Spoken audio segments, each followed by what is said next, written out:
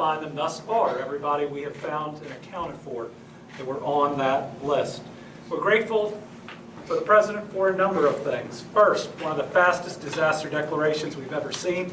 Congressman and I were talking, it might be the fastest we've ever seen. Individual assistance granted, again, faster than we've ever experienced, and we've had to ask for it a lot recently, and more counties than many of us thought might qualify. Recently, we got something that we only saw in the tornadoes for the first time, agreement to cover 100% of certain costs. We call them Category A and B. It's really search and rescue and debris removal for a 30-day period, which is going to be a huge assistance to the counties and to the cities that are involved. We have unprecedented resources at the moment to help our people, from FEMA centers and also with them out on the ground to everything that the state and our counties and cities can offer, trying to get them in one place. Between the Red Cross and state parks, we've got about 500 plus displaced people we're taking care of, but as our folks from the region like John Hunt can tell you, thousands of more staying with friends and relatives. We are out of the primary emergency phase, but it's going to take us some time to stabilize people with needs for housing. And thankfully, we have over 100 travel trailers on site faster than we ever anticipated, many from the storms that we had, the tornadoes in December. I want to say a quick thank you to our first responders, our National Guard, along with Kentucky State Police, West Virginia, and Tennessee National Guard, airlifted out over 1,300 people.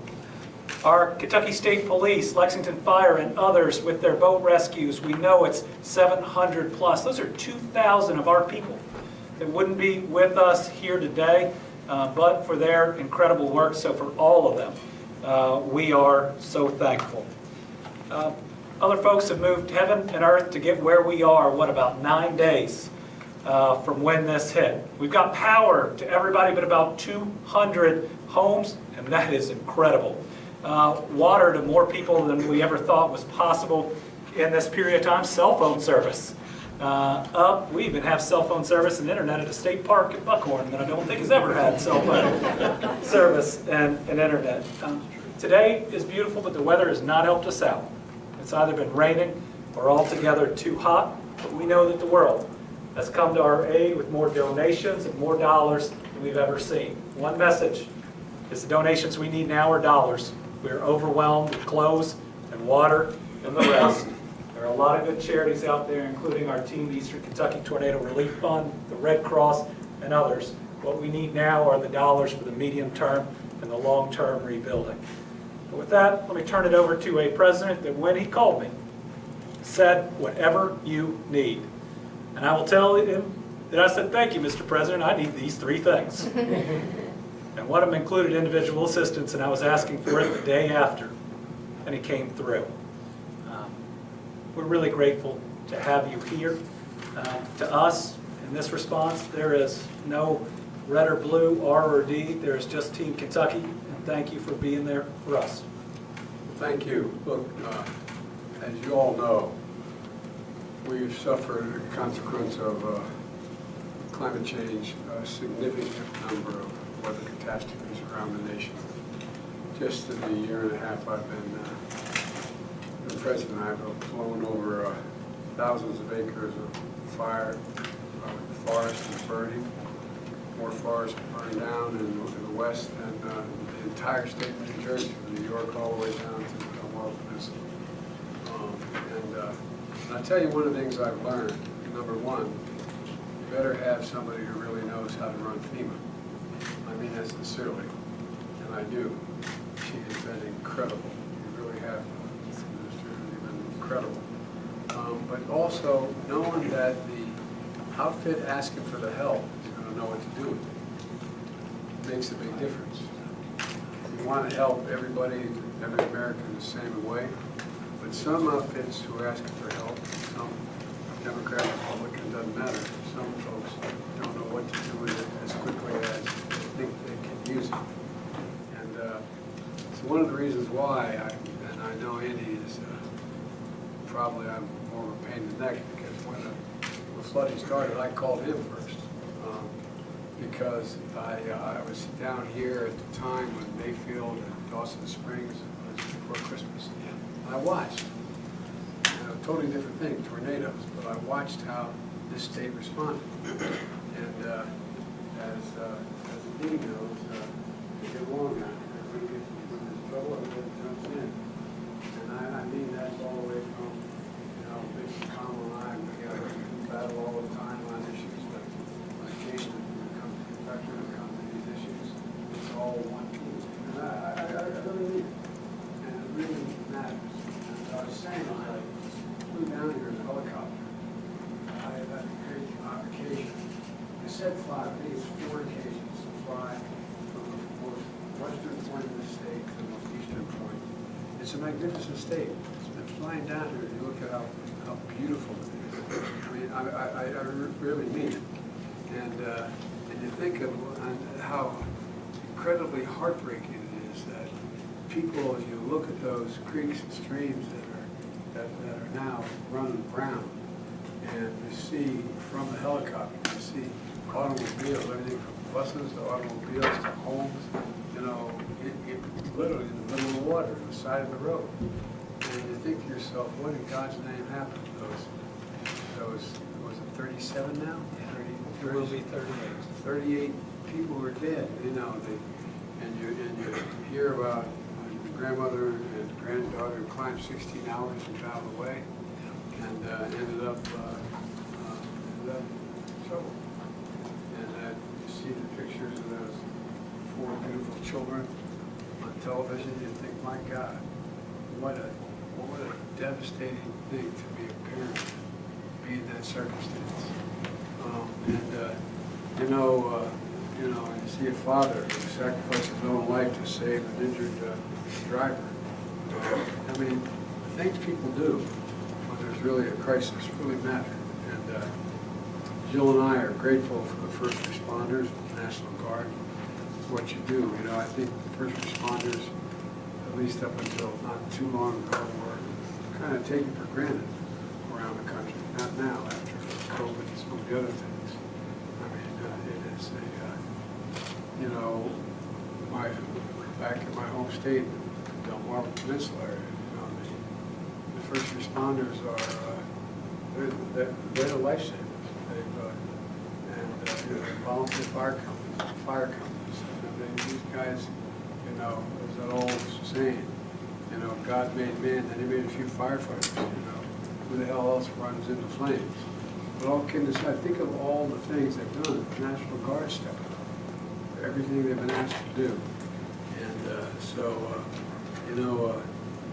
flying home to home, county to county, pushing through the chaos and exhaustion, trying to save every single life you can is kind of who you are. I got to see you. I got to see you pretty up close and personal. And when I got elected, I promised to be, and it's not hyperbole, the president of all Americans. There really is no red and blue when it comes to these states. People are people. They need help. And it's, like I said, it's unfortunate. It's my second visit to Kentucky for a crisis. And what I said holds true today. It's going to take a while to get through this. But I promise you, we're not leaving. Federal government, all its resources, we're not leaving. As long as it takes, we're going to be here. And we are committed, this absolute 100% cover your costs for the next 3 months. It matters. And what people don't realize, all those piles of debris and everything else, it takes us a lot of time, a lot of money to get that out of the way. And so that's why we did the expedited disaster declaration. Provides temporary housing, home repairs, property loss for homeowners. We've already gotten out $10 million out the door, a lot more to go, directly to flooding survivors to support the recovery. And on Saturday, I committed the federal government, as I said, to 100% emergency work for 30 days will be necessary for communities in eastern Kentucky to recover and begin to rebuild. And so.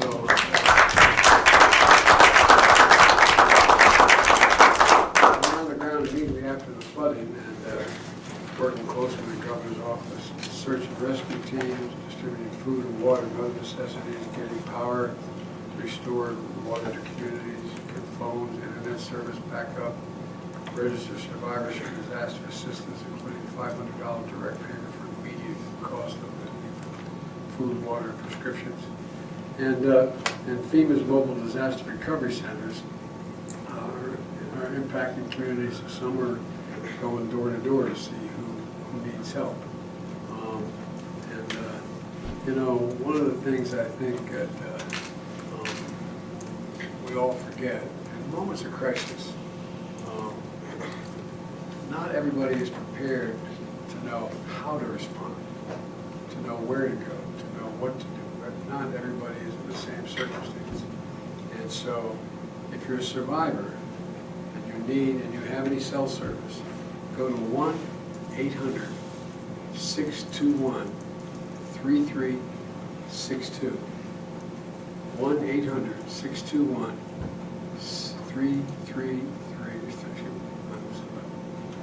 1-800-621-3362 directly. And you can find out where you have to go to get what you need. Additionally, the U.S. Corps of Engineers has deployed experts to remediate hazardous materials from wastewater systems and restore critical roads and bridges. I don't know whether you have a calculation yet of how many roads and bridges you're going to need to be rebuilt and replaced, but we're going to get it done. Joining us today is Rachel Chambers from the U.S. Department of Agriculture, who's working to make sure that rural communities can easily access a range of federal assistance as well. I also want to thank Gail McGovern, President of the American Red Cross. Red Cross is always there. It's always there. No, it really is. I remember as a kid learning about the Red Cross when an uncle was in World War II. Red Cross is always there with us. Well, every disaster I've seen since I've been president, they're always there. Bottom line is the people conducting here made it clear to the governor and members of Congress, Hal Rogers, Mitch McConnell, and others, that anything they want, these guys are going to fight like hell to get it for you. And I promise you, if it's legal, we'll do it. We'll do it. If it's not legal, we'll figure out how to change the law. So all kidding aside, there's a lot we have to do. People need some navigators. People who don't know, are devastated already, lost their home, trying to figure out who do I call, how do need people help them navigate through this. And we're going to do that too. So, Gov, thank you for everything you're doing. And like I said, you're stuck with us. We're here until it's over. Thank you, Mr. President.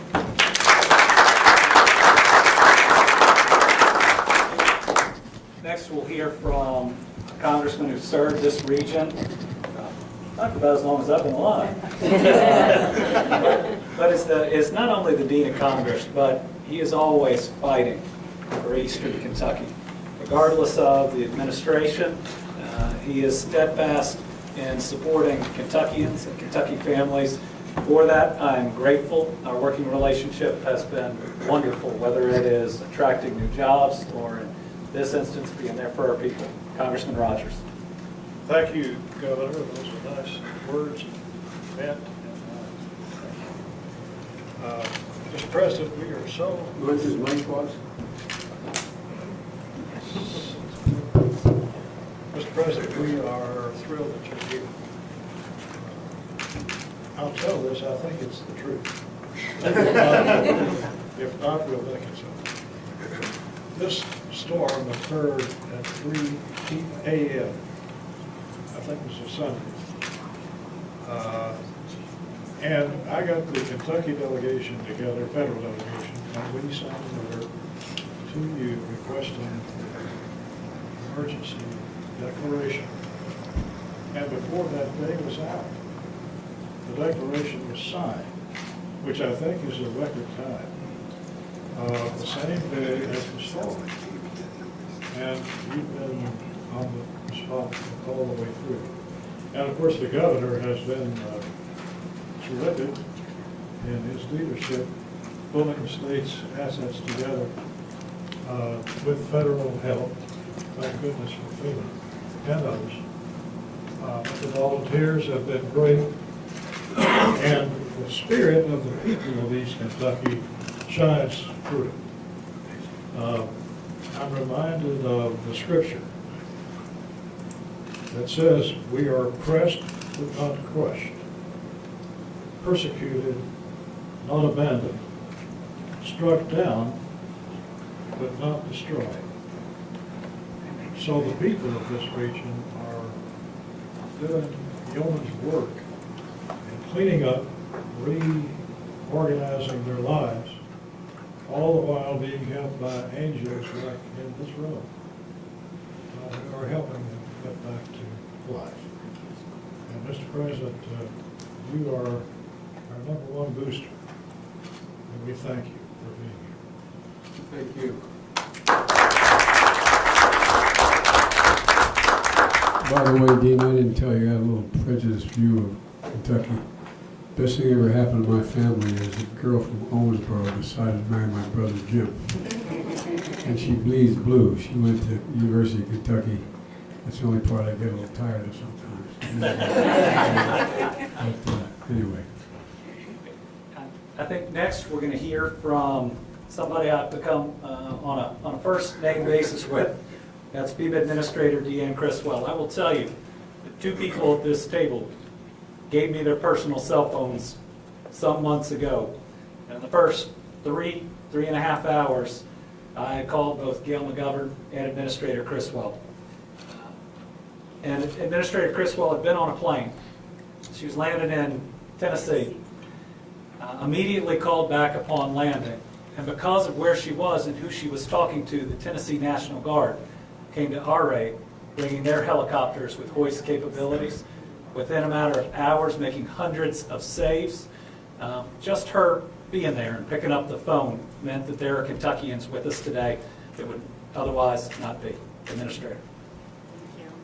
Does this mic work? Yep. Like it does. You know, I'd like to start by first sharing my gratitude, Mr. President, to you and the First Lady for being here today and standing strong with the Commonwealth of Kentucky. It really means a lot to everybody here and my team that's here supporting. And on behalf of FEMA, Governor, for you and the First Lady of Kentucky, your emergency management office and all of the local emergency management officials, I just want to express my thank you to you for your outstanding leadership that you have shown over the last several really hard days. And I think you've heard this already, but I always like to recognize all of those amazing first responders that are out there supporting Kentuckians, many of them who have had personal loss and personal tragedy throughout this, and the fact that they continue to put their lives ahead of what their needs are to make sure that they're helping those that are in the greatest need. And finally, just to let you know that the nation stands behind you right now and is here to support Kentucky with what their needs are. It's been a really challenging situation to watch unfold. It's been heartbreaking and hard to really put in words the stories that we continue to hear. And I just want to say that we commit to being here with you on your road to recovery, and as Mr. President has said, for as long as you need us here. I would even add to that, we were still here for the tornadoes that happened just before Christmas of last year, and because we had a presence here, our team was able to mobilize very quickly to begin providing some coordination efforts and bringing in resources that could help with the flooding that was going on. So I'll give you just a quick update of what we're doing here on the ground. So far, we have deployed over 700 FEMA personnel to assist with the response and the recovery efforts that are ongoing. Our urban search and rescue teams, they will remain in the area on standby until you tell me that you don't want them here anymore. So they will be here to support you. To support critical needs, we've delivered more than 134,000 meals to date and 917,000 liters of water to the impacted communities. We will bring in more if you need more. And then finally, FEMA has been able to provide over 800 Kentuckians so far across the 12 designated counties with over $13 million in disaster assistance under the major disaster declaration. We do expect this number to increase, and as I spoke with the governor earlier today, we are calling back anybody that has been denied assistance to make sure we can talk to you about what your needs are and make sure we have a better understanding. said, Mr. President, sometimes you don't know what to ask for, and so maybe we don't get the form filled out right. And so we'll continue to do that. We're also going to make sure that we work with the governor's team to help get to those isolated communities, and how do we get our teams that are in the field. We have what we call disaster survivor assistance teams that are walking around, going door to door with iPads, but we know that there's communities that are isolated, and so we want to make sure that we can figure out how we can get to them and get them registered if they need assistance. We also have fixed and mobile registration centers, and so we're going to bring in different types of resources because we understand that everybody's situation is unique to them. We're also supporting non-congregate sheltering efforts. This is what you heard the governor talk about with the RVs that we had in place from the tornadoes. This is a program that we really matured during the COVID-19 pandemic, and we have found how valuable it is during the early days of a disaster response like this. We also have housing inspectors that are in the field doing damage assessments and working with them, and then we'll continue to do preliminary damage assessments to see if we need to add on additional aid. And so in closing, I'd just say, Governor, Mr. President, Kentucky, unfortunately no stranger to tragedy. But you have a resilient people here, and what warms my heart is just to see how neighbors continue to help neighbors each and every day. And we will continue to be here with you throughout your recovery. Well, may I say something? You're the president. I still have to ask permission. Kidding aside, you know, one of the things, and I think that maybe the Congressman may agree with me, that is positive has changed, is for a while, the years I've been in the Senate for a long time, since the 70s, we find that when there was a disaster that hit in one section of the country, there wasn't an overwhelming desire to vote to help that section of the country if you weren't from that section of the country.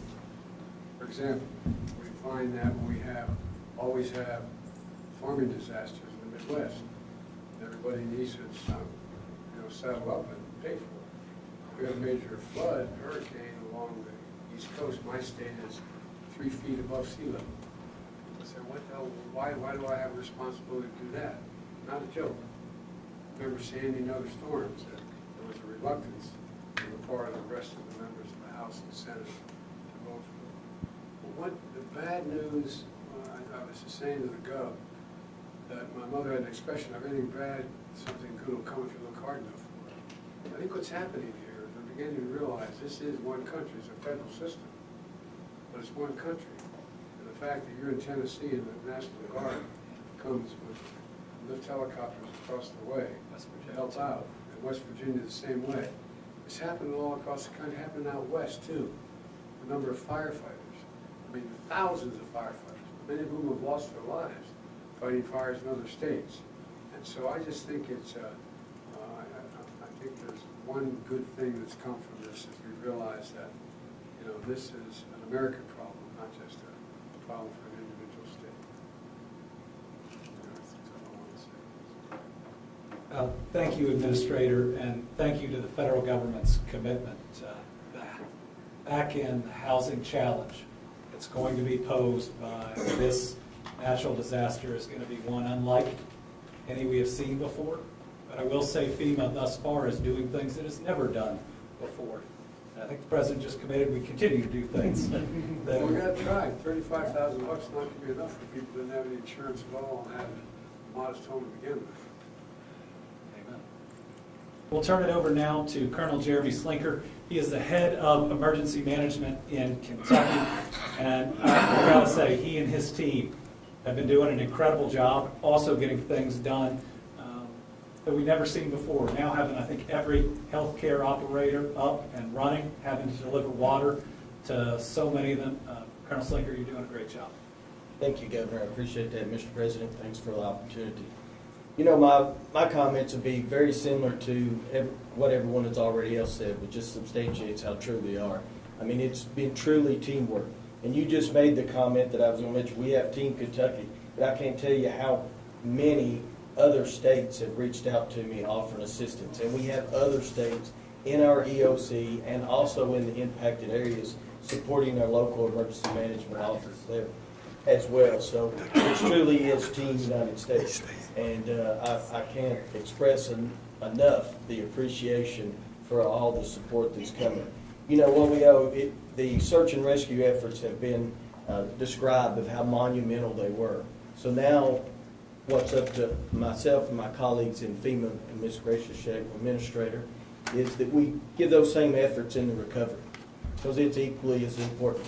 We did the emergency work. Now it's going to take that just as much efforts to help people and save their lives in the recovery operation as well. And you have that commitment from Kentucky Emergency Management, and I speak, I think, for our local emergency management directors like Director Friley that's here at the table. As well, some of the challenges we're running into, a lot of these residences are cut off because they have residential bridges. And once that bridge is gone, it may be challenged to get out, but we're throwing every resource we have at it. FEMA is supporting us on those, and we just completed an objective of doing wellness checks on all those people that are across those bridges, and we're identifying what their needs are. And then we're being as simple as if they need a bottle of water, they also need every other service that's out there to offer needs to be delivered across that creek to them as well. And we're going to work together, and I've had that commitment as well from my colleagues at FEMA to get that done. And as mentioned, the sheltering mission, people need places to stay, and we're scouring the area to locate all areas that can house our survivors, as well as at all of these disaster recovery centers, as they talk to a federal resource. If they look to the right or left, they're going to find a state resource or a local resource. Whatever it is, it's a one-stop shop that we're setting up, so they don't have to drive multiple places or try to find them or locate them. And then you mentioned as well, your experience in these are well noted. Debris cleanup is coming, and they're having meetings as we speak about the waterway debris cleanup, which is going to be very challenging, and we'll be rolling that out and getting it started very soon. But ultimately, I'll close with, you know, I take it personal. I have a lot of friends and colleagues in this area. All the emergency management directors that we speak with regularly, we've stood up a daily call with the county officials that the ones to my left and across the table from here on there every day. We give out information, but not only do we listen to you, and we want them to give us every need they have, and we'll respond in every way we can. So that's our commitment. There'll be no rock left unturned. And if there's a resource out there, we'll ask for it, and we appreciate so far all the answers have been yes. Thank you. Thank you. We're going to pause a moment as the press departs, but if I can to you, thank you for telling our story. It's important that the world sees what's happened here. Tough times people are going through. Thank you for telling our story.